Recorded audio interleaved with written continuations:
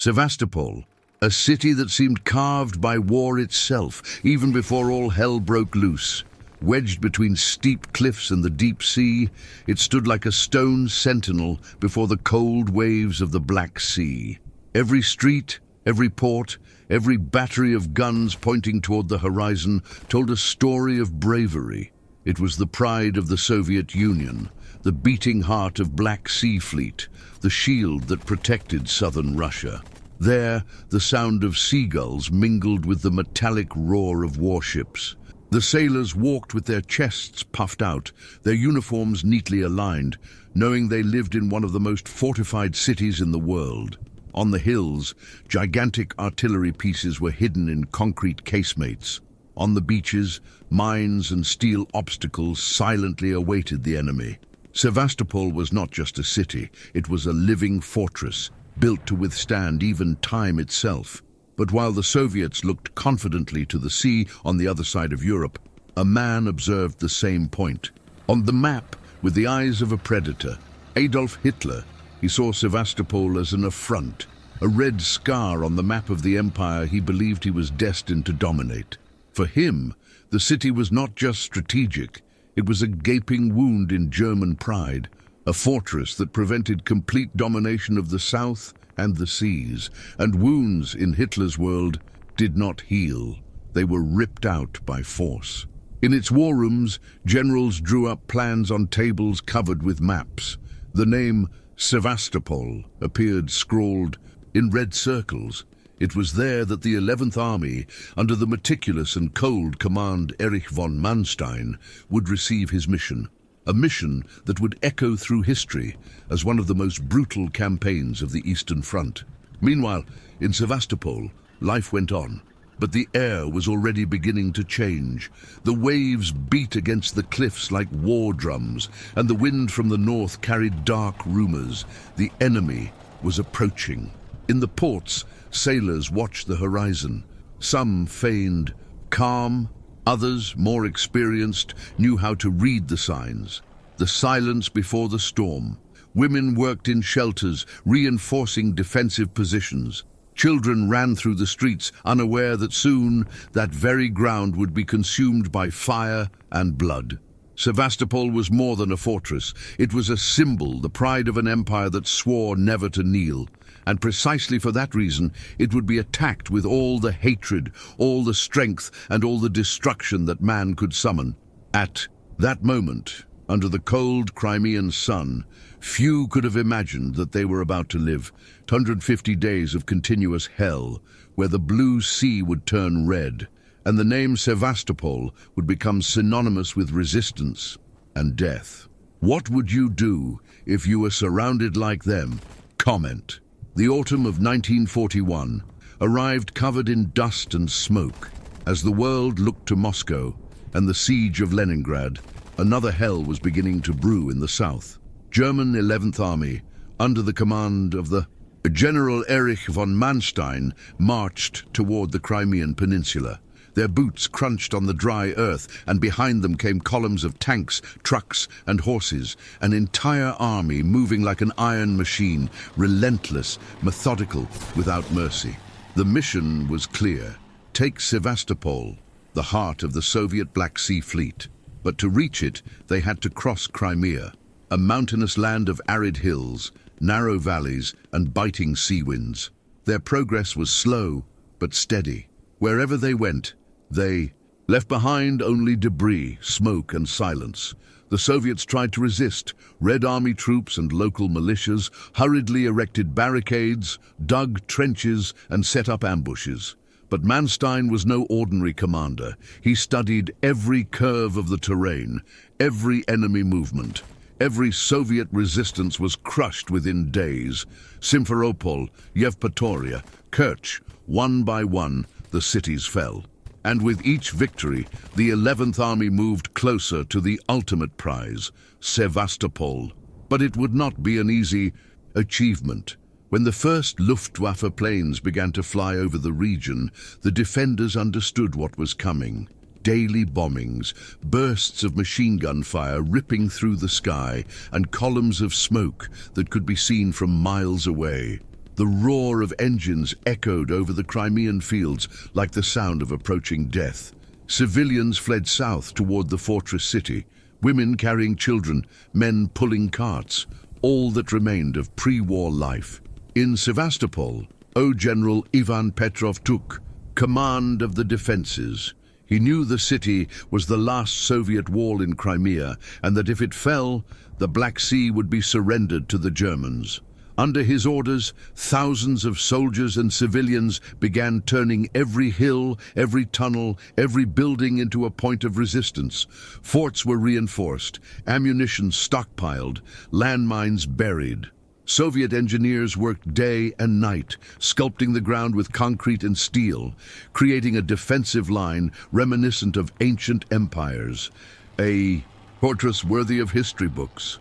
Meanwhile, on the other side, Manstein was looking at the map. He knew that winning wasn't enough. He had to destroy Sevastopol in an exemplary fashion, crush its morale, and shatter Soviet pride.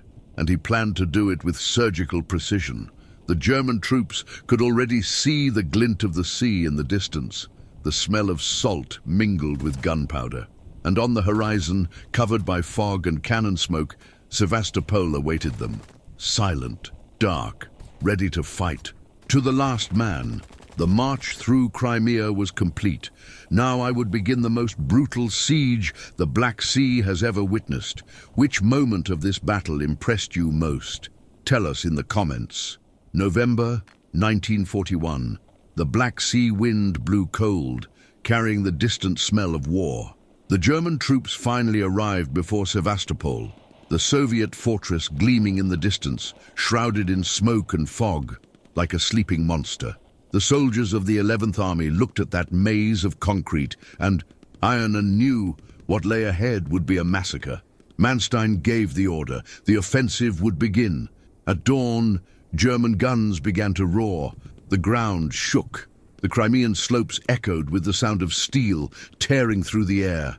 Hundreds of cannons fired relentlessly, heavy artillery, mortars, howitzers, raining destruction on the Soviet positions. The hills around Balaklava and Inkerman became a hell of explosions. Entire pillboxes were torn apart, soldiers buried alive, trees uprooted. But when the smokescreen began to clear, the Soviets were still there. They emerged from the ruins, covered in dust and blood, and opened fire. Maxim machine guns spewed flames. Mosin Nagant rifles crackled relentlessly. Bullets sliced through the air like swarms of angry bees. The first wave of German infantry was decimated before even reaching the trenches. Petrov's men didn't fight for orders. They fought for survival, for pride, for hatred. Every hill turned into a fortress. Every cave, a shelter. Every Soviet soldier seemed determined to die there. Women and civilians helped with the defenses, carrying ammunition, caring for the wounded, or even taking up arms when the lines began to crumble. It was the city itself that fought. The Germans tried everything: frontal attacks, coordinated bombardments, night infiltrations, but the defenders knew every rock, every hole, every hidden path underground. The terrain was a trap. Trenches connected the forts. Mines exploded beneath enemy. Footsteps and Soviet snipers hunted targets from afar, invisible in the shadows. For every meter conquered, the price was paid in blood. German radio broadcast desperate messages. Fierce resistance, intense crossfire, reinforcements needed. But Manstein insisted, continue. The command did not accept defeat, and the soldiers, exhausted, continued marching over a field covered in smoke and corpses. The winter chill was beginning to set in, and mud mixed with blood formed a thick crust under their boots. The smell of death permeated the air. The screams of the wounded echoed into the night, while crows circled the fields, waiting for the silence after the battles. After days of incessant fighting, the Germans realized the unthinkable. The fortress would not fall so easily. The Soviet defenses were stronger than anyone had imagined. The defenders' morale was unbreakable. The first assault, planned to last a few days, turned into a bloody stalemate. Manstein was forced to suspend the Offensive. The enemy had resisted, and winter was approaching. The siege of Sevastopol would not be a simple military operation. It would be a war of resistance, hunger, and hatred. A months-long nightmare where nature itself would become the enemy. And as the snow began to fall on the blood-stained hills of Crimea, soldiers on both sides understood. No one would leave here without leaving a part of themselves behind. The winter of 1941 fell upon Sevastopol like a punishment from the gods. Snow blanketed the hills, hiding the corpses, the burned-out tanks, and the smoking ruins. The landscape seemed peaceful, but it was a deceptive calm, a white curtain over a field of death. Beneath that icy veil, thousands of men trembled, bled, and died slowly, between the steel and the ice. The wind came from the north, cutting like blades.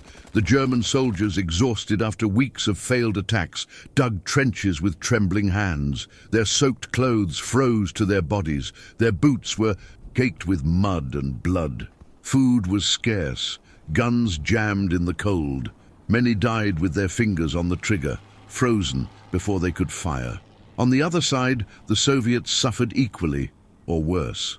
They lived in shelters dug into the earth, eating scraps and drinking melted snow. The cold seeped into the tunnels, chilling their bones and hearts. The stench of bodies, gunpowder, and burning oil pervaded everything. But even so, they resisted. In the catacombs beneath the hills, improvised. Hospitals were set up. Doctors without morphine stitched wounds by lamplight. Amputee soldiers begged to return to the front lines, crawling with guns in their hands. It was a war without truce, without heat, without hope. At night, the flashes of explosions lit up the sky, like lightning bolts from an angry god. The screams of the wounded mingled with the whistling of the winds. There were moments of absolute silence, and then, out of nowhere, the roar of artillery would break the dawn, shaking the ground, scattering fragments of concrete and flesh. Men were buried alive in the trenches. Others simply disappeared into the smoke. The Germans called Sevastopol the impossible fortress. The Soviets called winter the cruelest ally. Neither side knew if they would see spring. Manstein, in his reports, spoke of logistical difficulties, but what he really faced was a frozen hell. His troops were trapped in mud and ice, their vehicles were breaking down, and his soldiers were collapsing. Even so, he didn't back down. The order was clear: Sevastopol must fall. Meanwhile, within the Soviet lines, General Ivan Petrov also knew there was nowhere to run. He organized defenses with what was left: rusty rifles, hungry men, and desperate courage. To each German attack, he responded with grenades, bayonets, and fire. And when there was no more ammunition, they used stones, shovels, anything that could kill. The cold devoured everything. Bodies froze in the trenches, standing like silent statues of ice and terror. Rats and crows scavenged the remains of the dead. The snow was no longer white. It was grey, stained with dried blood. But still, Sevastopol did not fall. The fortress city remained standing, surrounded by destruction, held together only by the stubbornness of its defenders and by Soviet convoys that crossed the Black Sea at night, carrying supplies under enemy fire. Those icy months shaped something bigger than a battle. There, on the icy slopes of Crimea, a legend was born. The legend of a city that would face winter, famine, and hell, and still refuse to kneel. Do you think Sevastopol could have held out even longer? Give your opinion. January 1942. The snow was no longer white. It was grey, dirty, mixed with gunpowder and dried blood. Every footstep sounded hollow on the frozen ground. The groans of the wounded echoed through the silent Crimean valleys, and the wind carried the unmistakable smell of death. After weeks of failed attacks, Manstein decided to change strategy. If he couldn't conquer Sevastopol with brute force, he would suffocate it. The siege then closed. By land, the city was isolated. Not a single man, not a single drop of fuel, not a single bullet could reach it by road. The Germans had cut off all land routes, and now Sevastopol was a besieged island, a fortress surrounded by an ocean of enemies. The Soviets' only hope came from the sea. At night, when the cold was bitter and fog lay over the waters, Soviet convoys glided across. The Black Sea, transport ships, escorted by destroyers, brought supplies, food, ammunition, and men. Many did not arrive. The bombers of the Air Force hunted these vessels without rest. The waves lit up with fire, bodies floated in the sea, and the distant roar of explosions echoed all the way to the city's cliffs. But still, the convoys kept coming, because without them, Sevastopol would die. Inside, the suffering deepened. The people were starving. Rations dwindled daily. The underground. Hospitals were overflowing. Maimed, burned, feverish soldiers groaning on makeshift beds. Doctors without anesthesia operated by candlelight, while outside, artillery shook the ground. The children hid in the shelters with their mothers, listening to the distant sound of cannons. It was a living nightmare. In the forts, the Soviet defenders became shadows, thin, bearded men, covered in dirt and grime, wielding barely functioning rifles. But even hungry and cold, they didn't give up. The watchwords were simple and engraved in every mind. Sevastopol will not fall, not a single step back. Meanwhile, Manstein continued his siege with surgical precision. He studied every fortification, every hill, every point of resistance. German artillery fired day and night, bombarding Soviet forts without ceasing. But the defenders, like ants in a storm, rebuilt, fought back, returned fire. It was like fighting a living wall. The Germans began to call her the Fortress of the Dead, because no matter how much they killed her, she kept responding, and the dead seemed to fight alongside the living. At the port, the scene was Dantesque. Soviet ships burned slowly in the water, lighting up the night with orange flames. The air smelled of oil and burning flesh. The screams of the wounded mingled with the roar of the cannons, and the city literally shook under the weight of the bombardment. But nothing broke the spirit of the defenders. Even surrounded, hungry and exhausted, they stood their ground, as if the very soil of Sevastopol refused to surrender. It was more than a fight for territory. It was a fight for dignity, for pride, for survival. And as the noose tightened ever tighter, Hitler watched impatiently from afar. He wanted results. He wanted blood. And to satisfy the Führer, Manstein began to prepare something the world had not yet seen, a hammer of destruction so colossal that it would make the very ground tremble. Hell was just beginning. The spring of 1942 descended upon the Crimean Peninsula, not as the promise of rebirth, but as a shroud of oppressive silence. The air, which in times of peace should carry the salty scent of the Black Sea and the aroma of wildflowers from the steppes, was now stagnant, heavy with an unnatural stillness that stretched over the limestone hills and verdant valleys. It was not the calm of peace, but the tense, collective pause of a colossal beast gathering strength for the final strike. For 250 days and nights of a relentless siege, the fortress city of Sevastopol, the pride of the Black Sea Fleet and the heart of Soviet naval power, had resisted with a stubbornness that transcended military logic and entered the realm of myth. Set in the rock, defended by a defense-in-depth system that included concrete forts named after Bolshevik heroes, monumental coastal batteries whose guns were salvaged from battleships, and a labyrinthine network of machine gun nests connected by miles of tunnels dug into the earth itself, the city had become a bloody symbol of defiance. For the Third Reich, however, Sevastopol was more than a symbol. It was an intolerable strategic obstacle, a festering, painful thorn in the side of its advance toward the vital oil fields of the Caucasus, the lifeblood of the Nazi war machine. In his gloomy headquarters in East Prussia, the patience of Adolf Hitler, a man who brooked no delay in his vision of conquest, had run out.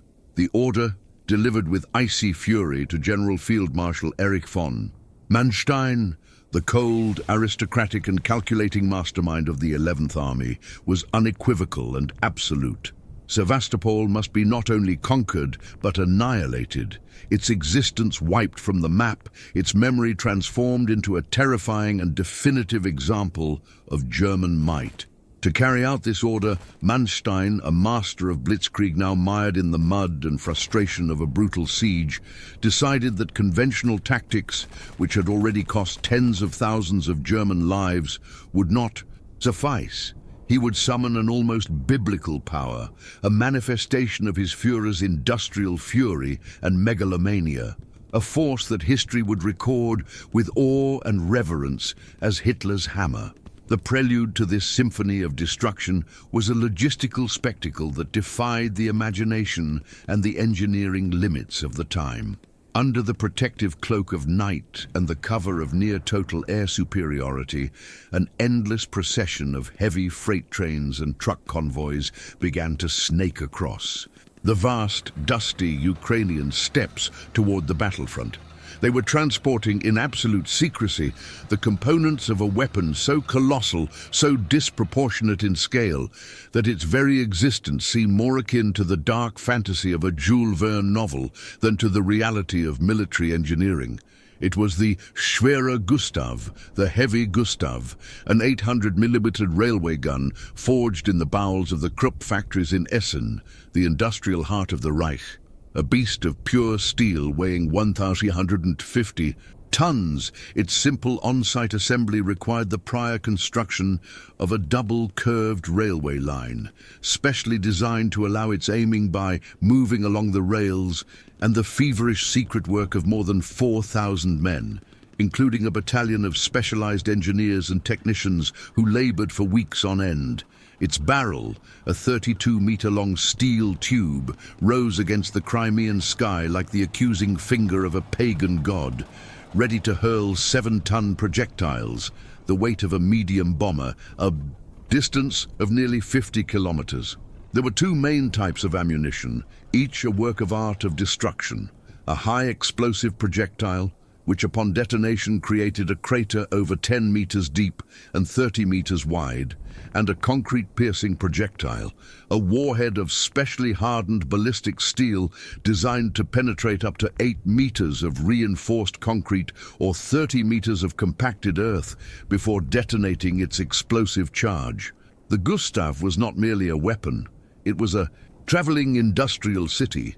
A monster that ran on its own electrical generators, required giant cranes to lift its projectiles and propellant charges to the breech, and operated with agonizing slowness, taking nearly an hour of meticulous preparation to load and fire a single apocalyptic shot. And the Gustav was not alone in its mission of annihilation. Beside it, like acolytes of an unholy cult of destruction, other steel giants took up their positions. 6 self-propelled Karlgerät siege mortars with 600mm caliber and names drawn from Norse mythology, Thor, Odin, Loki, resembled prehistoric metal creatures, each capable of hurling 2-ton shells that rose into the sky in a high, slow parabola before falling with a force capable of disintegrating entire city blocks. Hundreds of other artillery pieces, a veritable catalogue of German firepower, from 210mm and 305mm heavy howitzers to 170mm long-range guns, were meticulously positioned and calibrated, their muzzles forming a ring of steel and hatred around the doomed city. In the air, the Luftwaffe, under the command of General Wolfram von Richthofen, a cousin of the famous Red Baron and an expert in aerial terror, assembled the greatest concentration of air power seen thus far in the war, with over 1,000 aircraft ready for action, including entire squadrons of Heinkel He-111 and Junkers Ju-88 bombers, and the dreaded Stuka dive bombers, whose sirens were the soundtrack of the apocalypse. The operation, dubbed Störfang, Sturgeon's Sting, with the characteristic cynicism of the German General Staff, was about to begin. Its real objective was less a sting than a methodical crushing, an industrial vivisection of a city and its people. At his headquarters in Rastenburg, Adolf Hitler himself obsessed over every detail of the preparations through reports and maps, his feverish imagination already visualizing the headlines that would announce the fall of the Bolshevik stronghold, a victory he believed would shake the morale of the entire Red Army. Heroes or victims? Who would you remember first from this war? Comment below.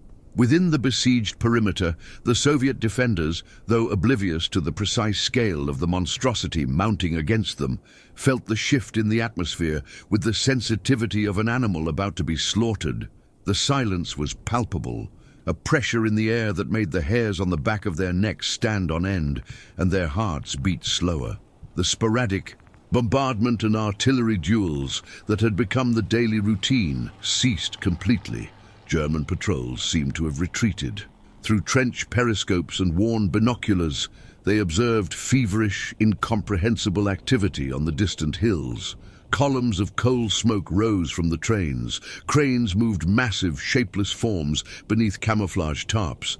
And most disturbing of all, the ground shook sporadically with dull, deep tremors, as if a sleeping giant were turning beneath the earth. Fear, a constant and familiar companion, took on a new form, more primal and unfamiliar. Through the dank, airless tunnels, which smelled of wet earth, sweat, disinfectant, and the fear of thousands of men, whispers ran like an electric current. They are bringing something new, something the world has never seen, something of the devil himself. The sound came before the destruction, and it was unlike anything these war veterans, men they thought they had heard it all, had ever experienced. It wasn't the dry crack of a cannon or the dull thud of a mortar round. It was a deep, guttural boom, a roar that seemed to originate from the bowels of the earth itself, a sonic shockwave that traveled through the air, vibrating it physically and violently. Glass shattered miles away, hearts pounded in chests, and teeth rattled uncontrollably. Then came the second, and the third. Each shot from the Gustav was like the thunder of an angry god, a sound so powerful it seemed to tear the very fabric of reality. Seconds later, a high-pitched, rising whistle like that of a runaway train cut through the air, culminating in the arrival of the 7-ton shell. The impact was cataclysmic. Concrete fortifications, like the famous Fort Maxim Gorky, designed to withstand anything, and withstanding months of bombardment, simply ceased to exist, pulverized in a cloud of dust, smoke, and rock fragments. Pillars with walls 7 meters thick, sunk deep into the ground, were transformed into smoking, cavernous craters. Men, even hundreds of meters from the point of impact, were caught in the shockwave and flung like rag dolls, their bodies disintegrated into the air. Each impact raised a column of dust and debris so vast and dense that, for an instant, it blocked out the sun, creating an artificial dawn, dark, silent, and deadly. For the thousands of Soviet defenders hidden deep within the catacombs and labyrinthine corridors that formed the underground city, the experience was absolute. Sensory hell. The solid rock floor undulated and shook violently, like the deck of a ship in a raging storm. The air inside their lungs seemed to compress to the breaking point, causing internal bleeding. The seemingly eternal walls of rock and concrete cracked and groaned.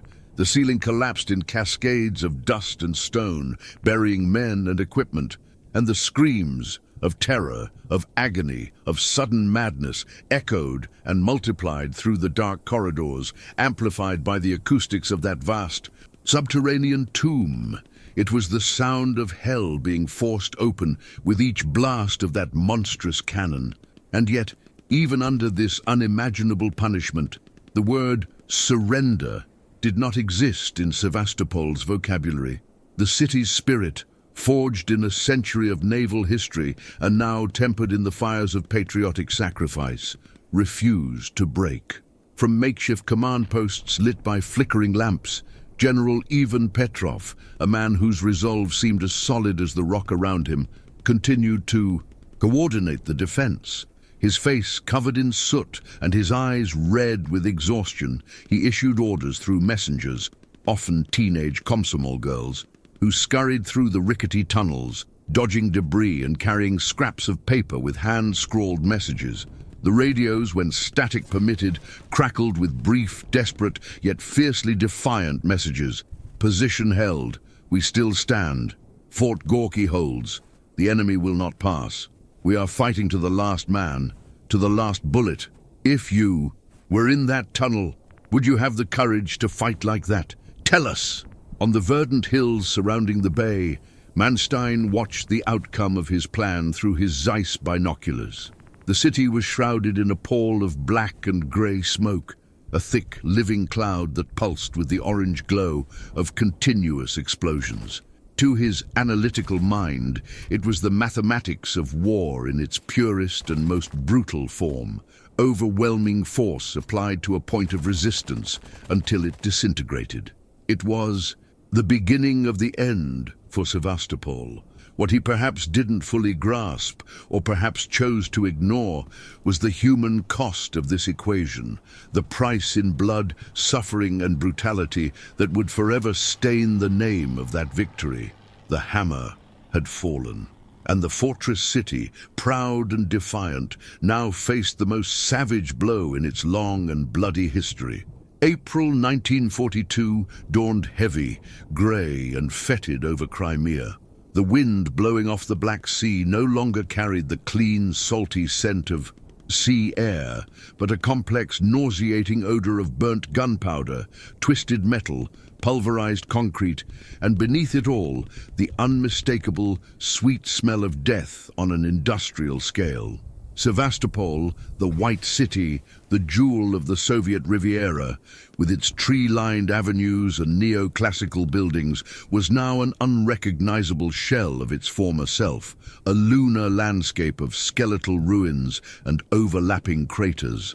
The public gardens where children once played had become minefields and mazes of muddy trenches. Elegant houses were now makeshift fortresses, their windows barricaded with sandbags and furniture, their facades pierced by countless bullets and shrapnel. The golden-domed churches, once beacons of faith, were now overcrowded and desperate medical centers, where the smell of incense had been replaced by the acrid stench of ether, gangrene, and congealed blood. And over it all, death watched from the sky, omnipresent, impersonal and patient. On April 20th, Adolf Hitler's birthday, all hell broke loose again, orchestrated as a bloody and macabre birthday present for the Führer. At precisely 4 a.m, the eastern horizon lit up, not with the soft light of dawn, but with the blinding, simultaneous flash of hundreds of German guns firing in unison. Seconds later, the air was filled with the growing, menacing drone of more than 600 Luftwaffe aircraft, which crossed the coastline and swooped down on the city like a swarm of metal wasps. The bombardment fell on the Soviet lines, not like rain, but like a deluge of fire. The sound was a deafening, maddening cacophony, a mixture of the metallic thunder of exploding 500-kilogram bombs, the roar of low-flying aircraft engines, and, most terrifying of all, the high-pitched wailing wail of Stuka dive bomber sirens, the trumpets of Jericho, a psychological weapon designed to shatter not only fortifications, but also the sanity of the men sheltering below.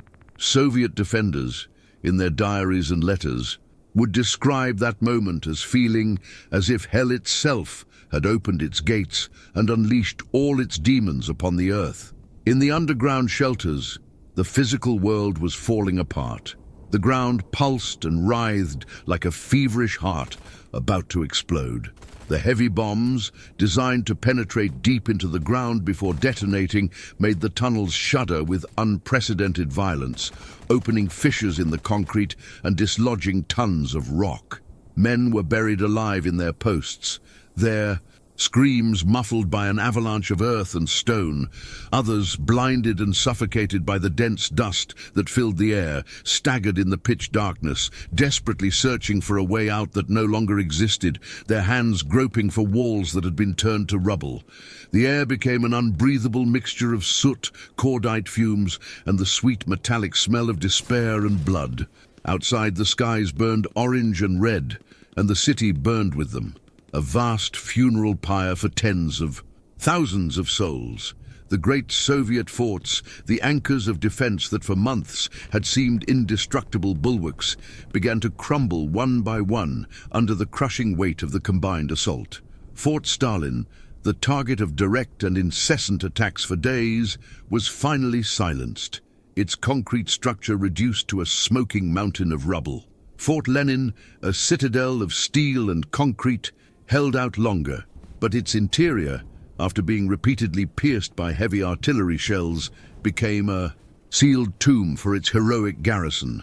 Behind this curtain of fire and destruction, the German infantrymen, the Lancers, advanced slowly, their faces tense and eyes wide, supported by tanks and assault guns, methodically destroying what remained. Every meter of ground gained was paid for with rivers of blood on both sides. The Soviet defenders, many already completely exhausted, resorted to the most primitive weapons, grenades, bayonets, and in a final act of savage defiance, sharp digging, shovels, knives in their bare hands. In several sectors, the fighting degenerated into brutal, primitive hand-to-hand combat, waged amidst still-burning ruins. Men clung to each other in a deadly embrace, covered in mud, ash, and blood, fighting with the ferocity of cornered animals, their only remaining objective being to drag the enemy with them to their death. The air was thick with the smell of gunpowder, sweat, fear, and burning flesh. And still, no one retreated. On the hills, Manstein continued his vigil, a distant observer of the hell he had created. Every explosion, every column of smoke rising into the sky was a calculated step toward inevitable victory. The Gustav, the great hammer, continued to roar periodically, its shells piercing the ground like meteors, opening craters the size of buildings and causing shock waves that drove the sea back from the coast. It was a weapon so psychologically devastating that a single shot, even if it missed its primary target by hundreds of meters, could paralyze with terror and destroy the morale of hundreds of men within a radius of miles. Even with the city transformed into an open-air slaughterhouse, the Soviets refused to die in silence.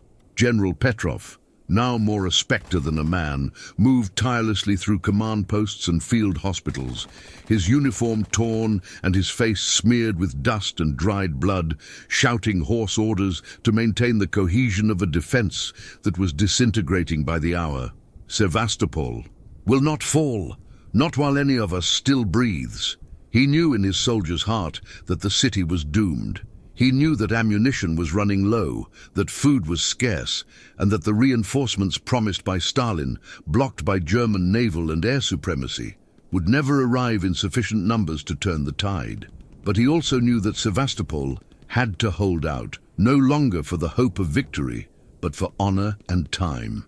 Every hour, every minute of desperate resistance in Crimea was a precious minute bought with blood for the rest of the Red Army, which struggled to reorganize and prepare for the German summer offensive on other fronts. The battle for Sevastopol was no longer about territory. It was a battle for the soul of Mother Russia, a fight for dignity in the face of total annihilation. At night, the Crimean sky never darkened. The flames consuming the city of Sevastopol illuminated the horizon with an ominous, pulsating glow, a sickly red sun painting the clouds of smoke with shades of dried blood. The stars, silent witnesses of so many other nights, had disappeared, swallowed by the shroud of smoke and dust that covered the city. And inside the dark, damp and overcrowded tunnels, Soviet soldiers, their young faces aged by a lifetime of horror, lived in just a few months, hugged each other goodbye, or shared a last precious cigarette before surfacing for the next suicidal counterattack, knowing with a cold, calm certainty that they would not return.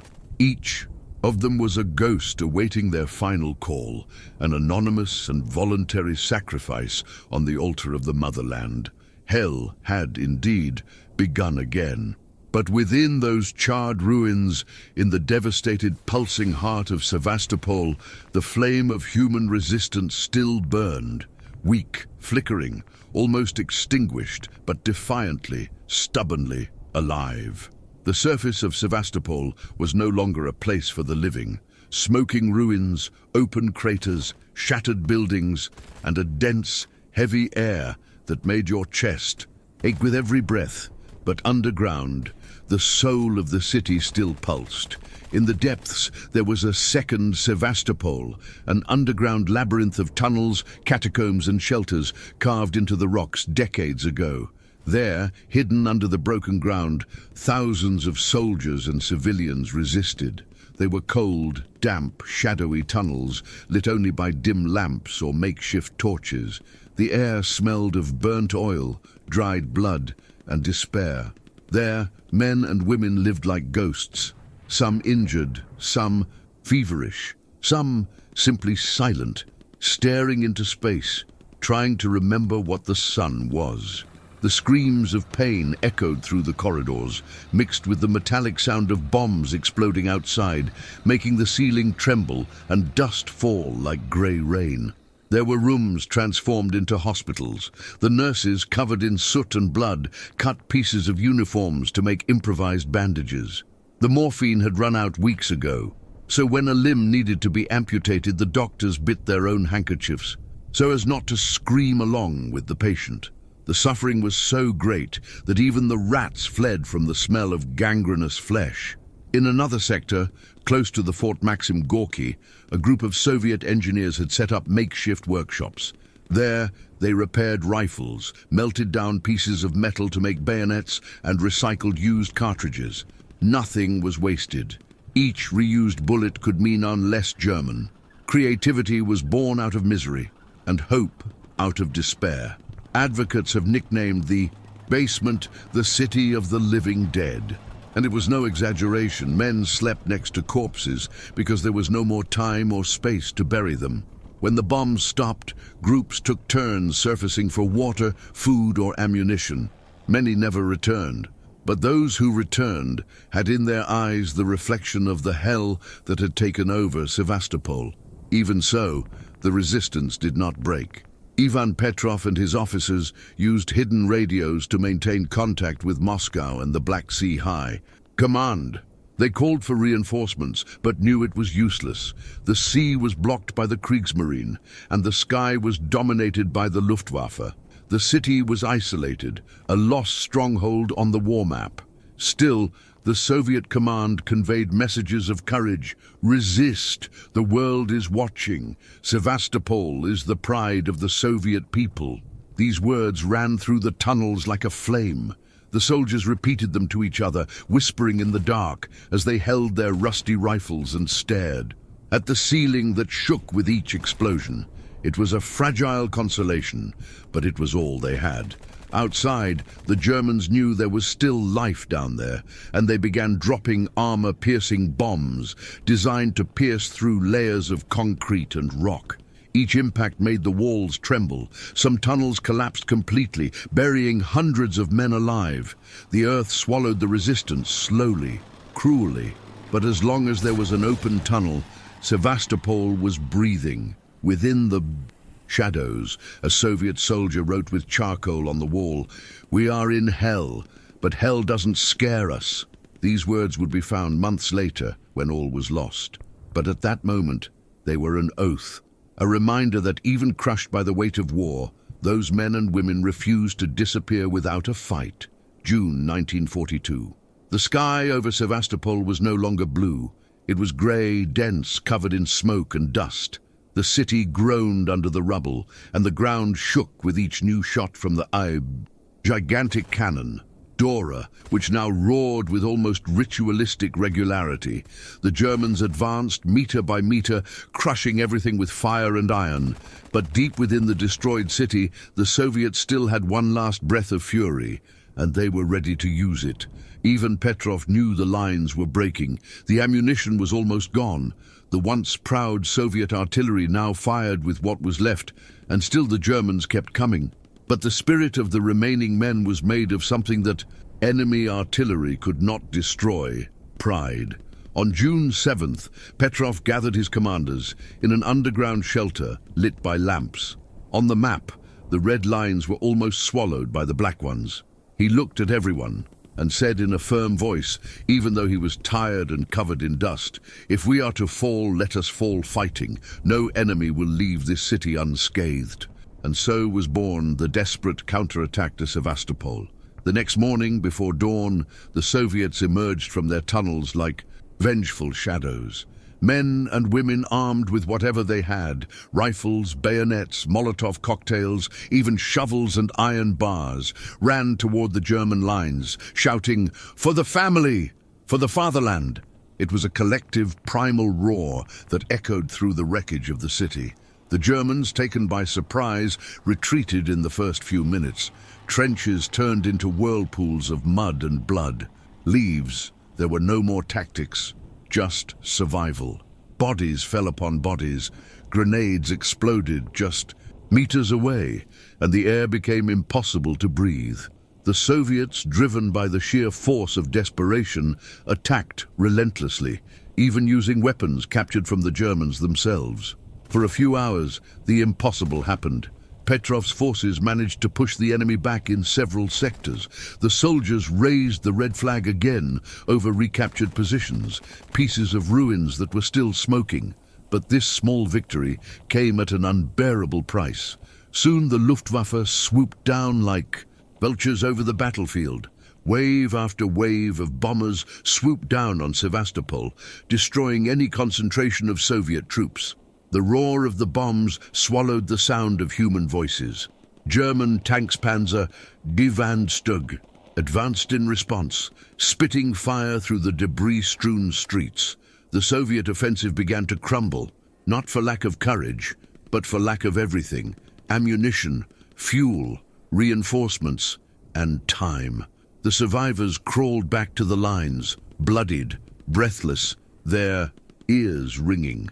The earth was covered with bodies. Friends and foes mingled together, indistinguishable beneath the soot and dust. The ground shook with the weight of the explosions, and the air was too hot to breathe. But, however brief it was, that attack showed the enemy that Sevastopol was still alive. Manstein, watching from afar, was impressed by the ferocity of the defense. In his diary, he wrote, "They fight as if the soil itself had created them. Every meter of land is paid for with the blood of an entire army." But even he knew that the city's fate was sealed. The Soviets had given everything. The counterattack, although heroic, it was the last breath before the collapse. As the sun set over the Black Sea, the echo of machine guns faded, and in the smoking ruins, the few survivors returned to the tunnels, silent. Some were crying, others just stared at the ground. They knew they had done their duty, fought to the limit of the impossible. And now, the siege would enter its final phase. The battle that had already lasted more than 200 days was approaching its conclusion, the most cruel and desperate chapter of all: the collapse of defenses. July 1942, Sevastopol was unrecognizable. What was once a living, proud city surrounded by the Black Sea was now just a maze of ruins, craters, and smoke. The artillery batteries were destroyed, the forts were reduced to smoking rubble, and the streets were strewn with bodies, stones, and twisted metal.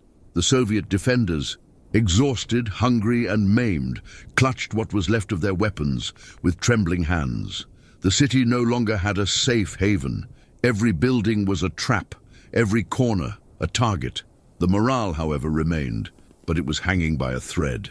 Manstein decided that it was time to crush the last lines of defense. The 11th Army launched a coordinated attack, combining heavy artillery, bombers and tanks.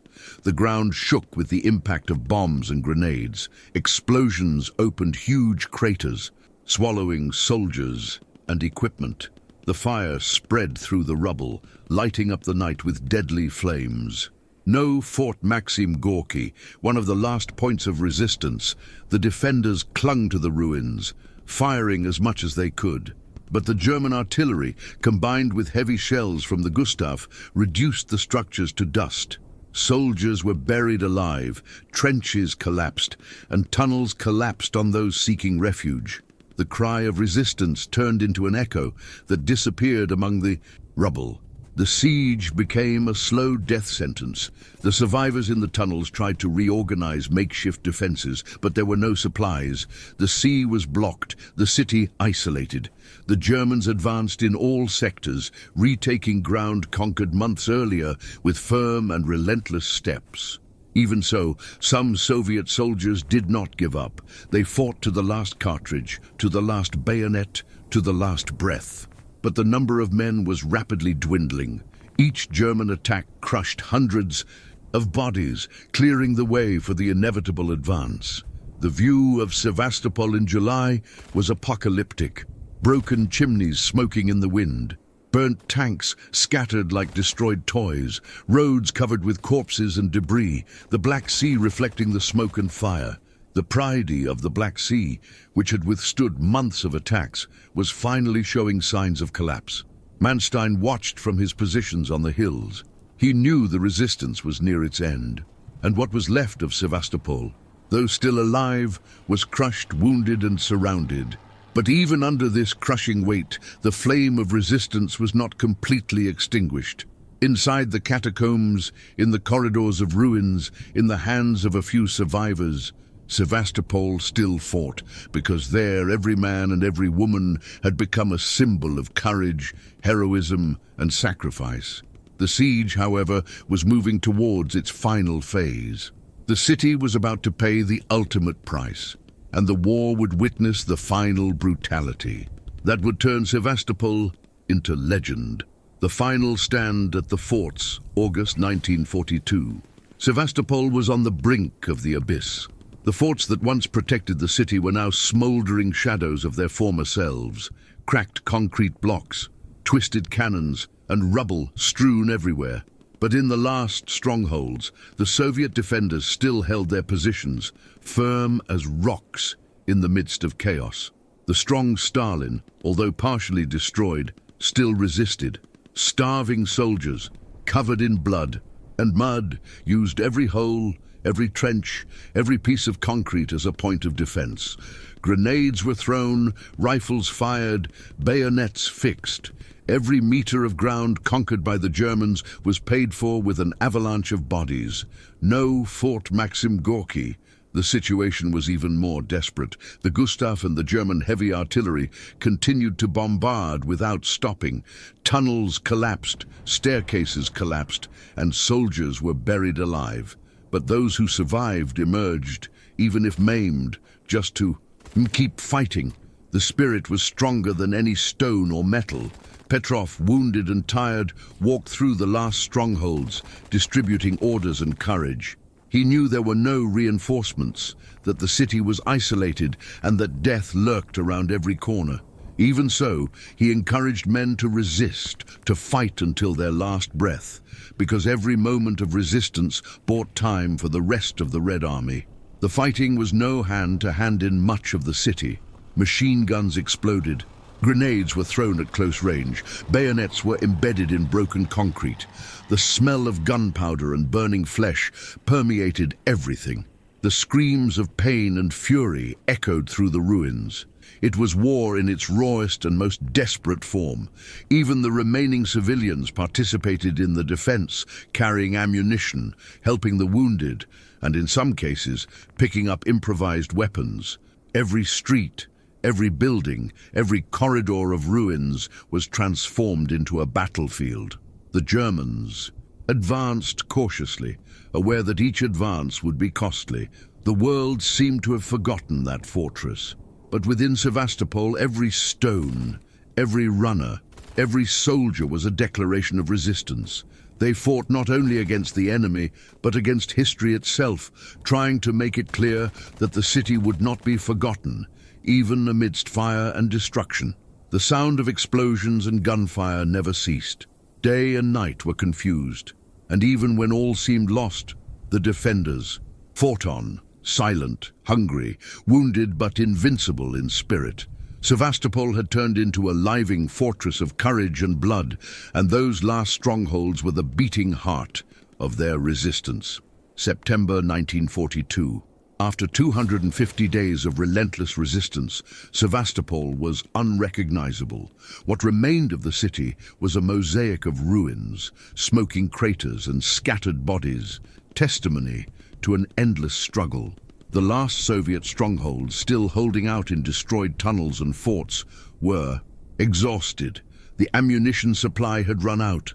The wounded were no longer cared for, and hunger corroded their bodies and minds. Manstein watched from atop a hill. Siege had served its purpose. The Germans finally controlled every street and every bunker, as the Gustav and German heavy artillery continued to sweep the terrain of any residual resistance. The remaining Soviets were surrounded and had no way out. General Ivan Petrov, even though wounded and with few men at his side, met with the survivors. They knew that the resistance had come to an end, yet there was dignity in the orderly surrender.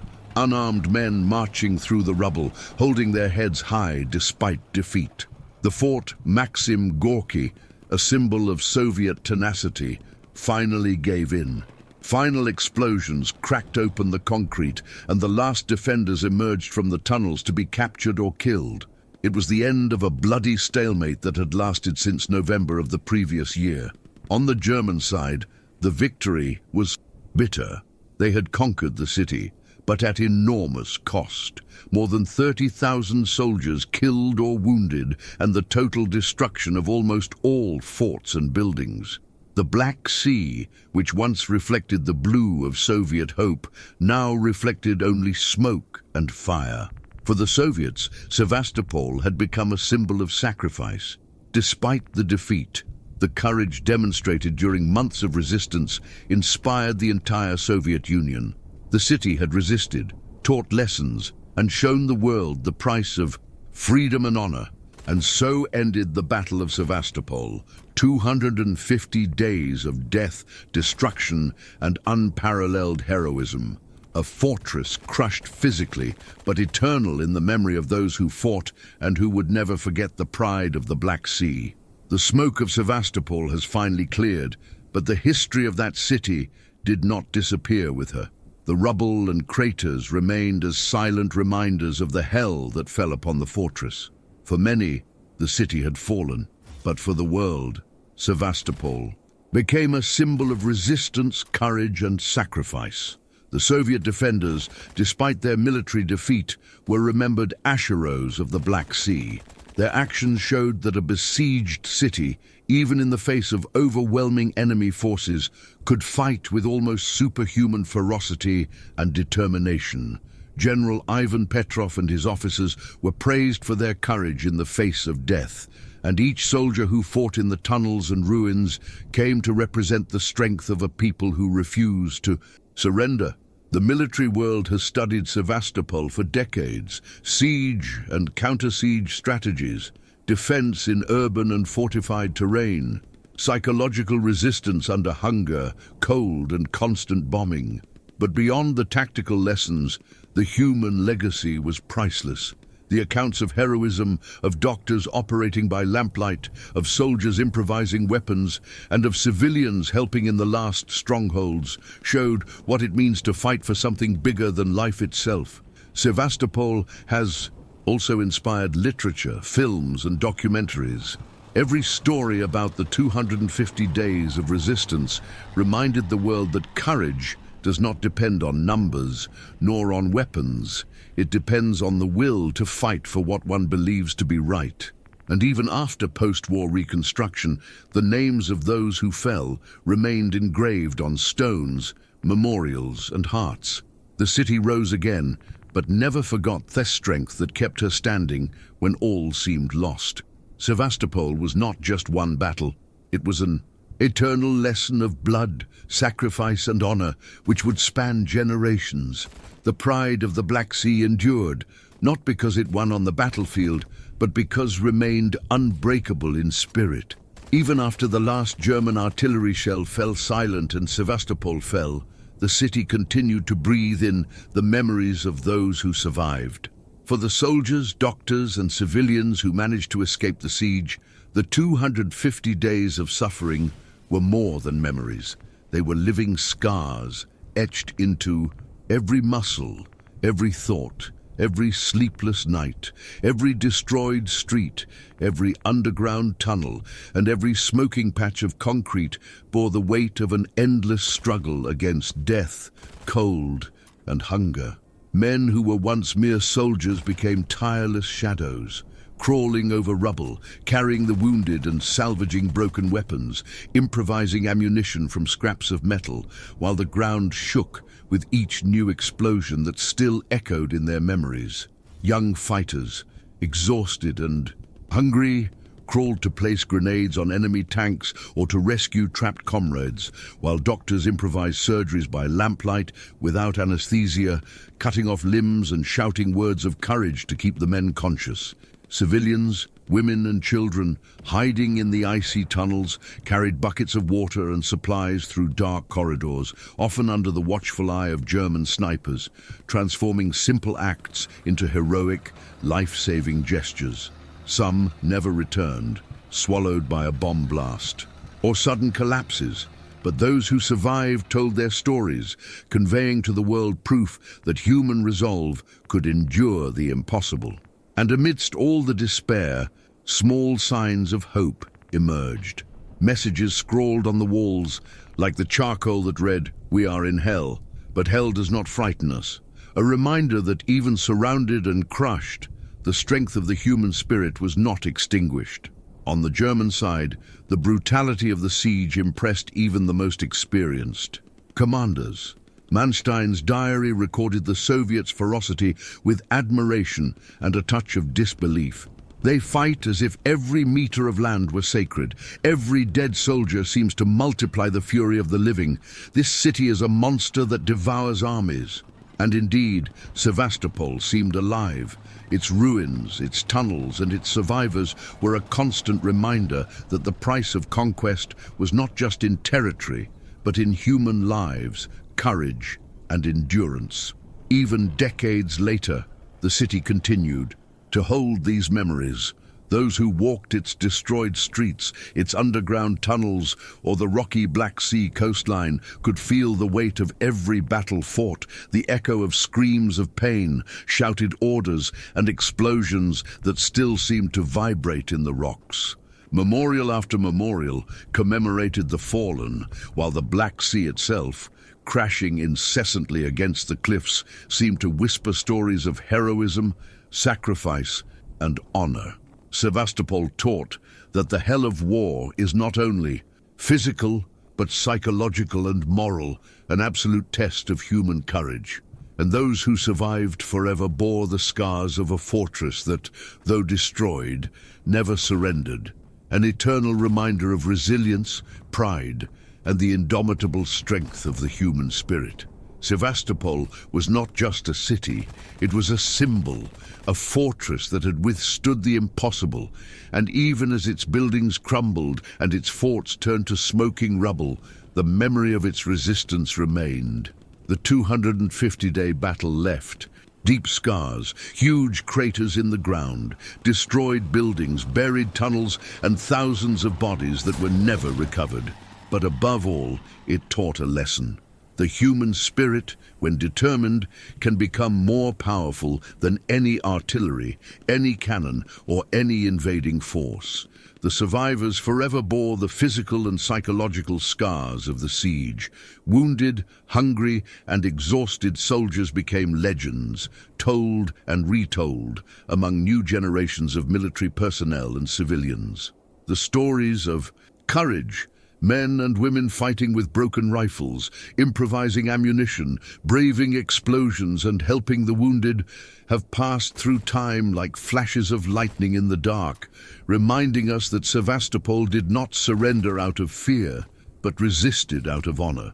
The names of the dead and survivors were engraved on memorials, tombstones and books, so that no one would forget the heroes who transformed a besieged city into an eternal symbol of courage. The military world has studied Sevastopol for decades, the urban defense strategies, the life-saving underground tunnels, the psychological resilience of the defenders. But more important than the tactical lessons was the human message. Bravery, endurance and sacrifice can transcend defeat, transforming a moment of destruction into historical inspiration. The Black Sea continued to bathe the city, silent and majestic, as a guardian of the memories of blood and heroism. The cliffs, once silent observers, now seemed to watch over the city with reverence, reminding everyone that Sevastopol was not just geography, it was living history. Decades later, visiting the city, you can feel the weight of that siege, the distant echo of explosions, the whisper of orders shouted in the ruins, the smell of dust and gunpowder that seems to linger in the air. Sevastopol remained and remains, eternal not because it won the battle, but because resisted with dignity, courage and obstinacy, becoming a symbol of national pride, supreme sacrifice and a human strength that defies time. Every stone rebuilt, every memorial erected, every story told keeps alive the memory that there, in the heart of the Black Sea, humanity faced hell, and even in the face of total destruction, refused to surrender.